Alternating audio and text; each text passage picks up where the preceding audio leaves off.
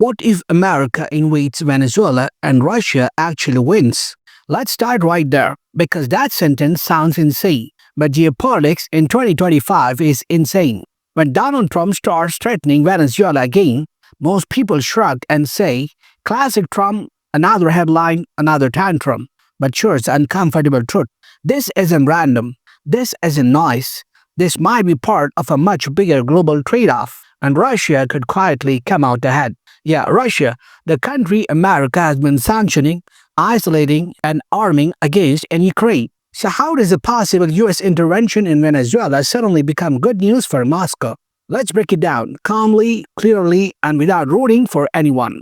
On paper, Venezuela isn't a superpower, but it has the world's largest proven oil reserves, sits in the US's immediate neighborhood, and just happens to be politically aligned with Russia, China, and Iran. That makes it a pressure point. When Washington escalates threats against Caracas, sanctions, military posturing, oil demands, it's not just about Nicolas Maduro.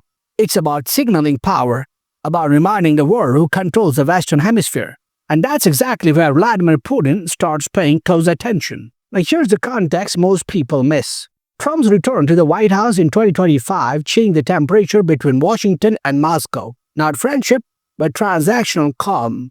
U.S. military aid to Ukraine was reduced. Peace talks were initiated.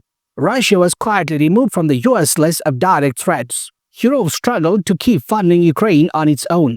From the Kremlin's perspective, this looks like momentum. So here's the question Russia is asking. Why blow up a working relationship with Trump over Venezuela, a country far from Russia's core interests? Short answer, they won't.